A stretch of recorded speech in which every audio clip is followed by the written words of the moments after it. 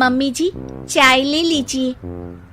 अरे कलमुही, तेरे हाथों से तो चाय पीते हुए भी डर लगता है, कहीं इससे तेरा रंग मुझ पर ना चढ़ जाए। अगर इन्हें इतनी ही शर्म होती तो मेरे इतने हैंडसम भाई को इस तरह फंसाती नहीं। बानी और शिवम की लव मैरिज हुई है। बानी के ससुराल में उसकी ननद और सास हैं, जिन्हें अपने गोरे रंग पर बहुत गुरूर होता है, जिस वजह से वो बानी को सिर्फ उसके सांवले रंग की वजह से नापसंद करती है और हमेशा उसे ताने सुनाती रहती हैं। बानी उनकी सभी जली कटी बातें सुनकर चुपचाप वहाँ से चली जाती है। तुम माँ और छोटी को कुछ बोलती क्यों नहीं? मम्मी जी बड़ी हैं, हर छुटकी ना समझ, इस तरह उन्हें उल्टा जवाब देना सही नहीं। मेरी जिम्मेदारी उनकी सेवा करना है, जो मैं पूरे दिल से हमेशा करती रहूंगी। ऐसा बोलकर बानी रसोई में जाकर रात के खाने की तैयारी करने लगती है। रात को खाना खाते हुए बानी की सास उसे कहती है, कल मैंने अपनी फ्रेंड्स के साथ किटी पार्टी रखी है, समय से सारा खाना बना देना और अपना मनहूस चेहरा लेकर ज्यादा उनके सामने मत आना, समझी? माँ, बानी आप दोनों की कितनी परवाह करती है, फिर भी आप उससे इतना बुरा व्यवहार क्यों करती हैं? अरे एक तो लव मैरिज करके इस कलमुही को हमारे सर पर लाकर बिठा दिया और अब हम इसे कुछ बोल भी नहीं सकते क्या? भैया तो इनकी तरफदारी करेंगे ही, आखिर इन्होंने पूरी तरह उन्हें अपने वश में जो किया है। जिसे जो करना है करे, बस कल मेरा सारा काम समय पर हो जाना चाहिए। इस पर सब खाना खाकर सोने चले जाते हैं और अगले दिन बानी जल्दी उठकर सास की किटी पार्टी के लिए तैयारियां शुरू कर देती है, जिस पर पार्टी शुरू होने के बाद सास की सहेलियां कहती हैं, अरे वाह री, तेरी बहू ने तो बड़े स्वादिष्ट समोसे बनाए हैं। हाँ भाई, रंग कैसा भी हो, खाना बनाने में बिल्कुल अन्नपूर्णा है। अरे इसकी भी क्या बात करनी, मेरी बेटी से मिलो, इसकी सुंदरता के आगे तो उर्वशी रंभा भी फेल है। उर्वशी रंभा को तो फेल कर देगी, पर क्या अन्नपूर्णा बन पाएगी? अरे इसे काम करने की क्या जरूरत, उसके लिए बानी है तो, और मैं तो इसकी शादी भी किसी नौकर चाकर वाले घर में ही करूंगी। बानी वापस रसोई में चली जाती है और किटी पार्टी चलती रहती है। उसी रात को बानी की सास गुस्से में चिल्लाते हुए अपने कमरे से बाहर निकल कर आती है।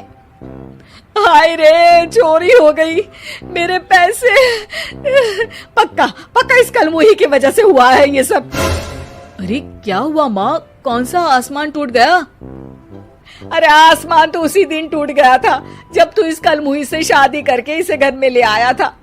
खुद तो आई ही, अपने साथ साथ मनहूसियत का काला साया भी मेरे घर ले आई। अरे हुआ क्या माँ? अरे मेरी तिजोरी में रखे पैसे कहीं गायब हो गए, सुबह ही देखा, अरे यहीं रखे थे। क्या आप मुझ पर चोरी का इल्जाम लगा रही हैं? अरे काली बिल्ली पर भी क्या कोई मनहूसियत का इल्जाम लगाता है? ऐसा बोलकर बानी की सास वहाँ से चली जाती है, जिसके बाद शिवम और बानी बात करने लगते हैं। देखो, मम्मी की बात का बुरा मत मानना, वो बस परेशान है ना, इसलिए कुछ भी बोल गई।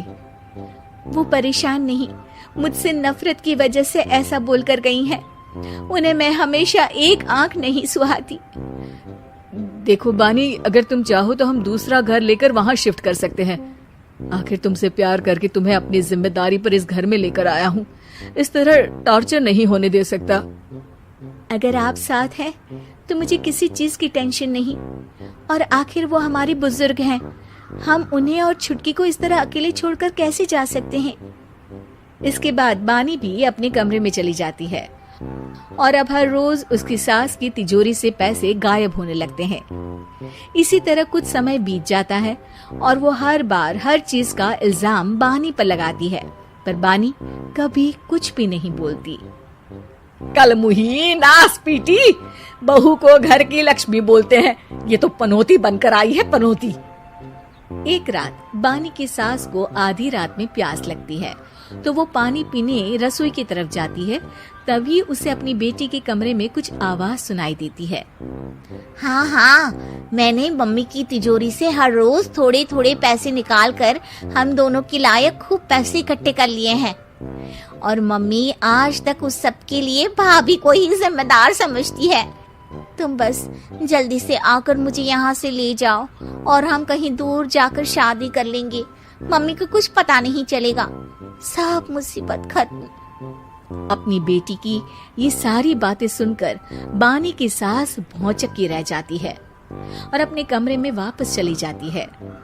जब अगली सुबह बानी सास के कमरे में आती है, मम्मी जी, क्या बात है, आज आप कमरे से बाहर ही नहीं आई? आपकी तबीयत तो ठीक है ना? क्या छुटकी कमरे से बाहर आई या तुम उसके कमरे में गई? नहीं नहीं, क्यों, जाना है क्या? मैं अभी चली जाती हूँ। नहीं, कोई कहीं नहीं जाएगा। इस पर वो बानी को साथ लेकर कमरे से बाहर आती है, जहाँ शिवम भी होता है।